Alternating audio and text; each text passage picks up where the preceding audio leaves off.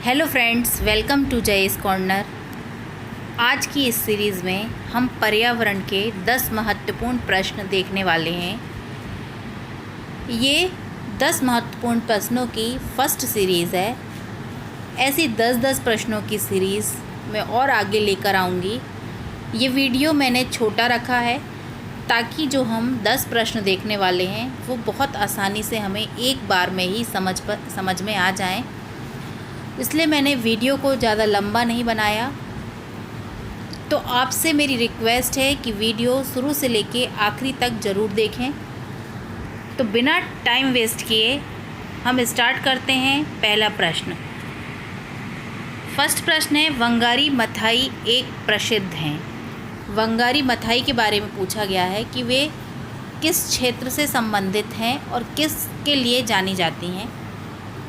तो हमारे ऑप्शन हैं, केन्या के पर्यावरणविद और राजनीतिक कार्यकर्ता, बी है संयुक्त राज्य अमेरिका के संगीतकार के रूप में, सी अर्थशास्त्री जिन्होंने विश्व बैंक के लिए काम किया, डी मानव अधिकार कार्यकर्ता।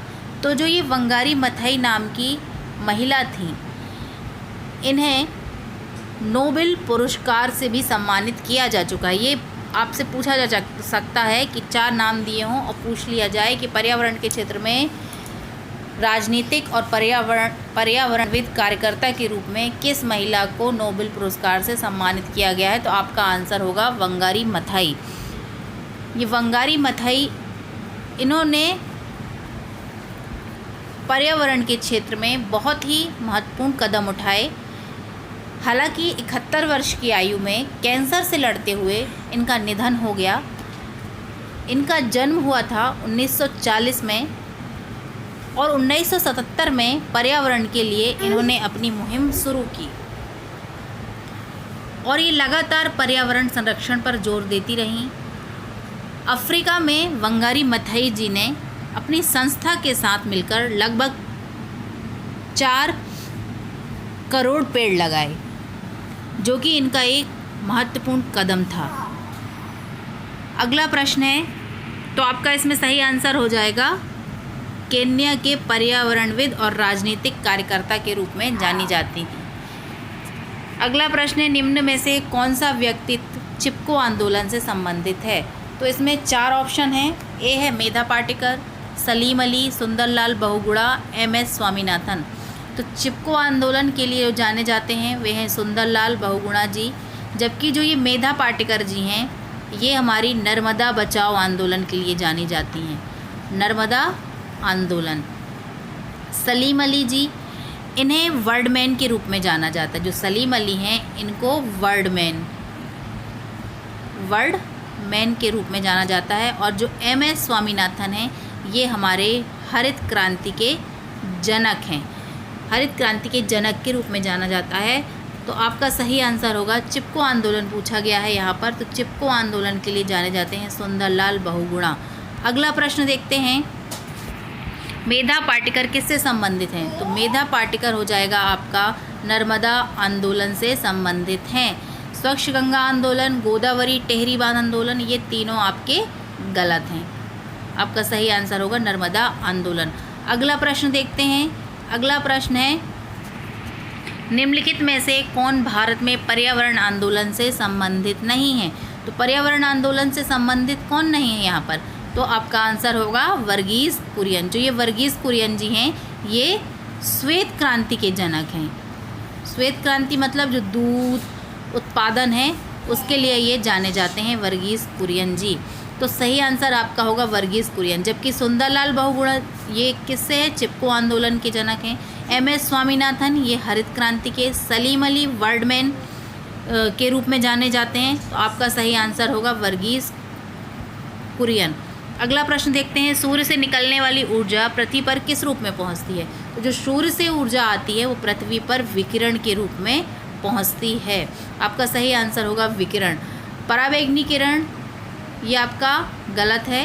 दृश्य प्रकाश, UV अवरक्त किरणें, अल्ट्रावायलेट, UV पराबैंगनी, ये सब आपका क्या होगा, गलत आंसर है। आपका सही होगा रेडिएशंस, विकिरण के रूप में सूर्य से निकलने वाली ऊर्जा पृथ्वी में पहुंचती है। अगला प्रश्न देखते हैं, वायुमंडलीय दबाव एक के साथ मापा जाता है। वायुमंडलीय दबाव को नापने के लिए किस यंत्र का प्रयोग किया जाता है, वो यहाँ पर आपसे पूछा गया है।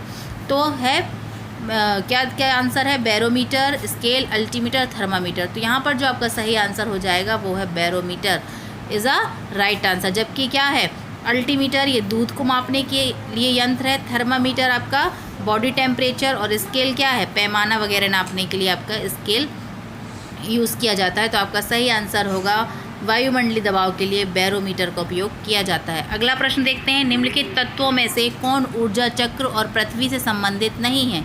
तो यहाँ पर जो कार्बन है ये ऊर्जा चक्र से संबंधित है, नाइट्रोजन भी है, फास्फोरस भी है, जबकि गोल्ड सोना ये आपका ऊर्जा चक्र से संबंधित नहीं है। तो आपका आंसर होगा ए। अगला प्रश्न देखते हैं, एक पारिस्थितिकी तंत्र के माध्यम से ऊर्जा और कार्बन प्रवाह सौर ऊर्जा के साथ शुरू होता है। निम्नलिखित दृश्यों में से कौन सा एक पारिस्थितिक तंत्र के माध्यम से ऊर्जा के प्रवाह को दर्शाता है, ये बताना है आपको। तो आपका पहला है सौर ऊर्जा उपभोक्ता अपघटक। तो ये आपका आंसर बिल्कुल गलत।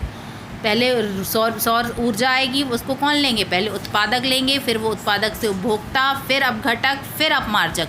तो ये आंसर कहाँ देखने को मिल रहा है, ये मिल रहा है हमारा बी में। जबकि सी में क्या है, सौर ऊर्जा उत्पादक अपघटक। तो ये गलत है। डी है सौर ऊर्जा अपघटक अपमार्जक, इसमें उत्पादक नहीं है। तो आपका सही आंसर हो जाएगा बी। पहले सौर ऊर्जा कौन लेंगे, उत्पादक, फिर उपभोक्ता, फिर अपघटक, फिर अपमार्जक। तो आपका सही आंसर होगा बी। अगला प्रश्न देखते हैं, नगरीकरण और औद्योगिकीकरण हानिकारक है। जो हमारे वृक्षों को काट काट कर नगर और उद्योग बनाए जा रहे हैं, तो उसके विषय में है ये प्रश्न पूछा जा रहा है। हानिकारक क्यों है, नगरीकरण और औद्योगिकीकरण हानिकारक हैं, किसके लिए हानिकारक हैं। पहला है संतुलित विकास के लिए।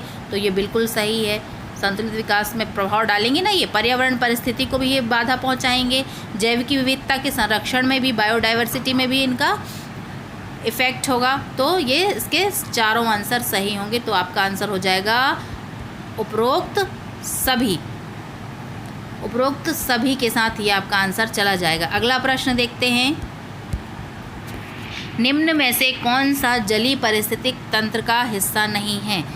अब जलीय पारिस्थितिक तंत्र की बात की गई है कि 4 चीज़ें ऑप्शन है, उसमें से पूछा गया जलीय पारिस्थितिक तंत्र का हिस्सा नहीं है। तो जो तालाब हैं ये हैं जलीय पारिस्थितिक तंत्र का हिस्सा, झील भी है, डेल्टा भी है, जबकि जो आपका क्या है, द्वीप, ये पारिस्थितिक तंत्र का हिस्सा नहीं है। तो आपका सही आंसर होगा द्वीप।